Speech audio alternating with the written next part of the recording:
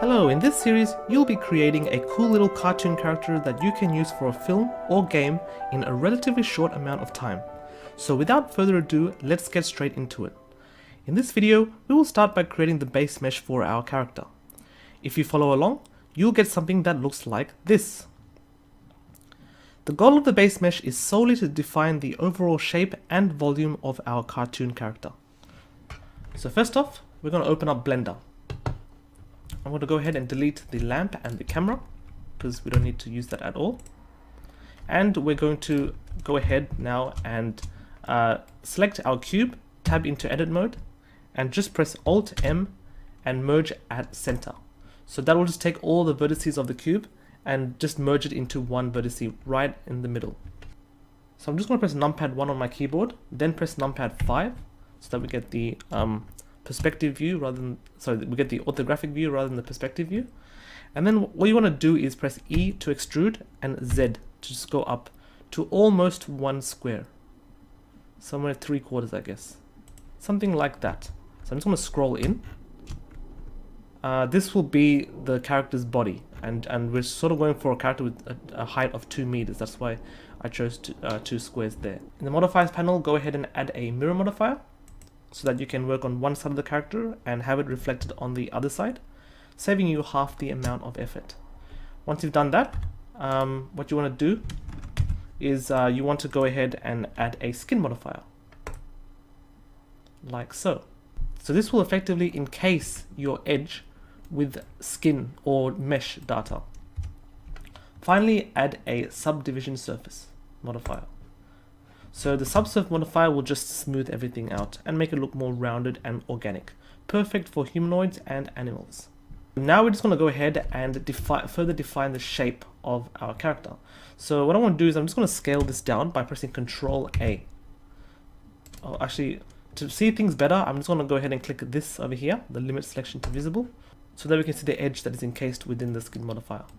Then I'm going to go ahead and select all vertices like so. Then press Control A to scale it all down to around about sort of like the shape of a body, a torso. Once you've got the shape of that body, you want to go ahead and select the top vertex and start to shape out most of the character's body parts. So I'm going to go ahead now and start with the shoulder. Then I'm going to bring out the arms. So I know the part where the elbow is sort of in line with the belly button. So I might just put it somewhere around there. And then once more for the lower arm. And I'll just leave it there for now. For the top, I'll just extrude out once on the Z axis for the neck. So we have something that looks like that. And over here, I'm just going to go extrude out over here, one for the hip. And then 2 times for the upper leg and the lower leg, so that we have something that looks like that, which doesn't look so good now. I know it doesn't look 100% symmetrical, and that's because the mirror modifier was added first before the skin modifier. So the skin modifier is making everything a little bit wonky, but it doesn't matter because it's just purely our base mesh. So now I'm going to go ahead and select each vertex and just press Control A to further shape out each body part. So for instance, this red circle over here, this just indicates where the center of the skin modifier is, the sort of like the root bone. So if you want to go ahead later and convert this skin into an armature, you can just go under the skin modifier and create armature, and that'll create the root bone over wherever this red circle is. Not so important for our case, but just to make it look neat, I'll just mark the root there. That's generally where the root of an armature is. So just leave it like that. And let's now go ahead and further shape out the skin modifier to look more like a human. So press Control A and just scale things out until they look humanoid. So do the same with the arms. Control A. That doesn't look right. I think the arms are a little too big, so I'm just going to move it in. It looks a bit like Slender Man or something. So I'm just going to maybe move it up a bit like that. Okay, so that's looking more humanoid. Let's scale this down. Not too much. And scale this down. Scale this down. Scale this down a bit more. scale this down a bit more as well. Okay, I might select this one and move it back a bit to give a bit of a bend to the arm. And with the legs, I might just move it forward a bit at the kneecap and just move it up a little bit, like so. Okay, body is looking a bit fat, so I might just go Control A and just scale that down a little bit, like so. And just select that edge. I might select this edge over here by selecting those two vertices, press W and subdivide. That'll just add more vertex data, and then I can further shape that as well. You can also control the scaling based on axis. So for example, if I want to scale only on the Y axis, this green axis over here, you can press Control A and then Y. So that'll lock it only to the Y axis, not affect the X axis at all. So you can do things like that. So Control A, X, we can sort of get that kind of a shape. Okay, so I might move this a little forward. Maybe add one more subdivision. I think that's looking actually pretty good. I quite like that.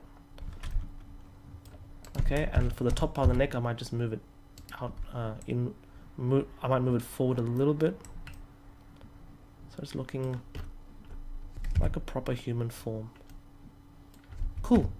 So I think that's a pretty good shape for a humanoid. That's around about this kind of shape that I want to go for with my cartoon character.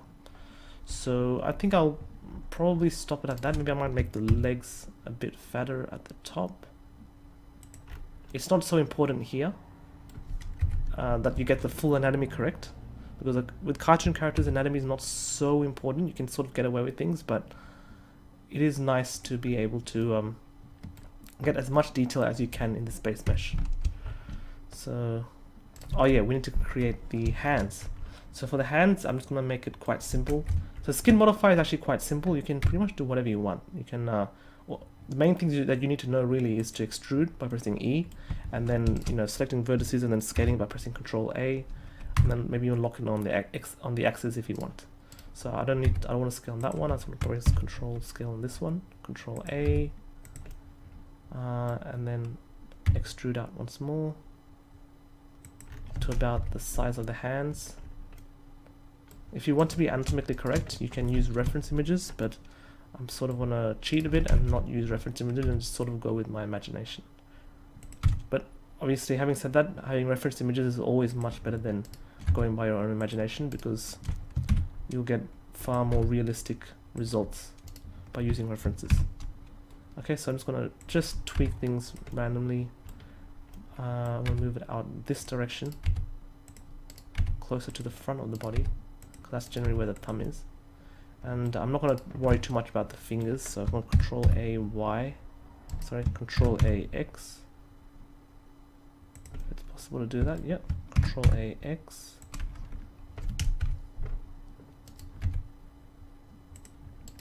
Control A.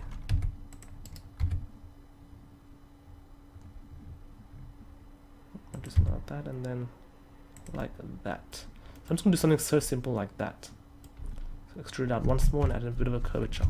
A little secret that I've learnt when you do humanoid modeling is don't ever pose them straight like that. It tends to look very robotic in any part of the human body, whether it be the legs, the body, the hands, everywhere. Just add a little bit of a bend, because it just looks more natural, more organic, more like a human.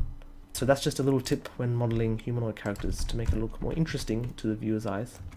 You just add a little bit of a bend. So I'll just follow my own advice and do the same over here as well. And add in maybe extrude a little bit over here. Control A, and just add in a little bend. And might move it closer like so. Might make it a little fatter. Something like that will be good enough. Okay, so the hands are done.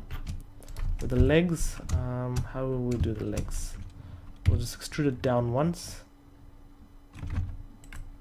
Extrude it outwards here. Extrude it out once more. And I guess over here we'll just extrude it out backwards for the heel.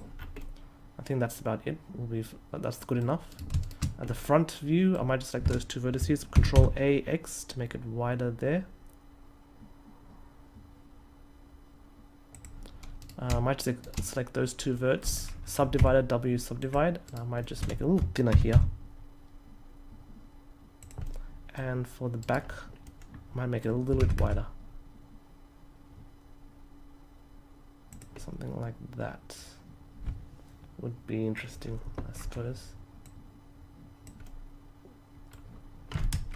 Okay, at the top, over here I might go Control A Z. That doesn't work. Control A Y. Yes. So from the side view, I might go Control A Y. Make this one a little taller, but then increase the height. This Control A Y. Make it a little shorter, but then decrease the height a little as well. And here, Control A Y. Make it a lot smaller, and decrease the height.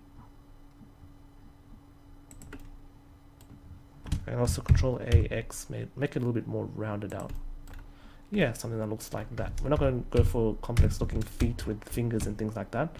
Actually, I've done some like detailed character modeling with fingers and hands and toes and things like that. I tend to find when modeling those kinds of characters, the longest time is actually spent on hands and toes. Just trying to get the topology right and things like that is just a really long time. So I'm hoping with this one it won't be as long. Okay, I'm just going to move the toes in a bit because it is probably a little bit big when I watch from side view. Again, if you have references, I suggest you use that because that's always much better than going off your eyeball. I'm just doing it purely because I've done some character development before, and for the sake of the length of this tutorial, I'm just eyeballing a lot of stuff. Okay, so that should be good enough for my case. Alright, so finally to finish off this character's body, I think at this stage I'm quite happy with the character's body, and I'm just going to leave it be. I mean, I can go on tweaking for hours, but I'm just going to leave it be for here. So let's just save my work. Alright, so now that we've saved our work, I'm going to go ahead and finish off the head. So for the head, I'm just going to extrude once more for the neck, and just define about how long you want your neck to be. So I might just choose something that looks like that. Control A, make it a little skinnier. That looks good enough. Yeah, something like that looks good enough.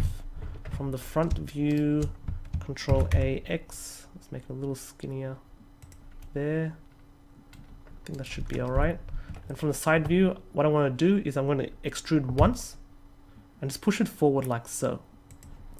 So you get something that looks like that. And then extrude it upwards. And then extrude it upwards once more. So I know now it's looking like an alien-like character, and if you want to go ahead and create an alien character, then I guess this is a good shape to start with.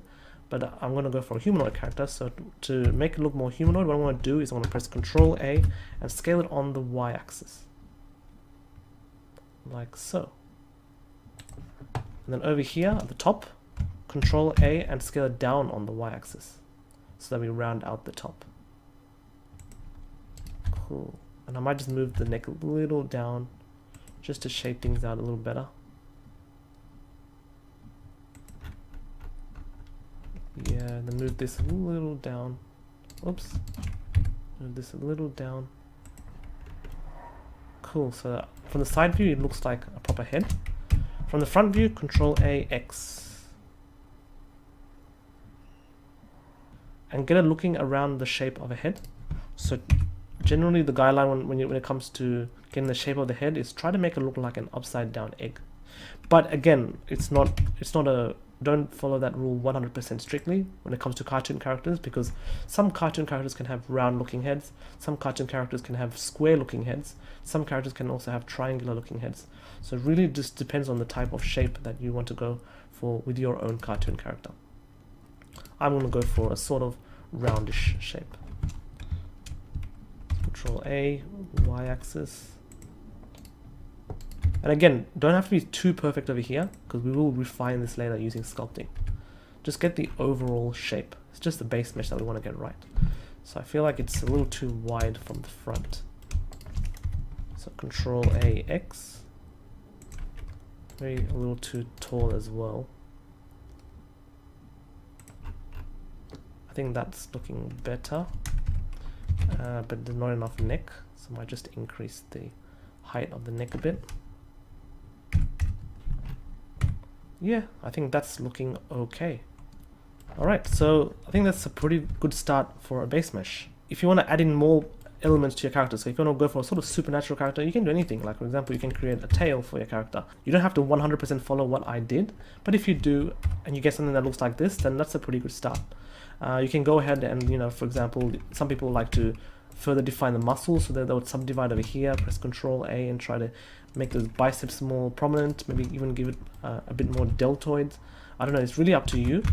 But remember that the skin modifier is a little bit flaky to work with, just the nature of how the skin modifier works. Just get the overall shape round about how you want it. Okay, so that's about it. So through a number of extrusions and pressing Control A to scale parts of the body, we've managed to create the basic mesh for our cartoon character. In the next video, we'll convert this base mesh to a fully sculpted character. So that means our character will have a face with eyes, mouth, lips, and so on. And we can also do some final tweaks to the character's body if we want. Well, the current shape that I have over here is quite good. If you'd rather just get the completed 3D model, please click on the link below. And also please subscribe, like, and share, and I hope to see you in the next video.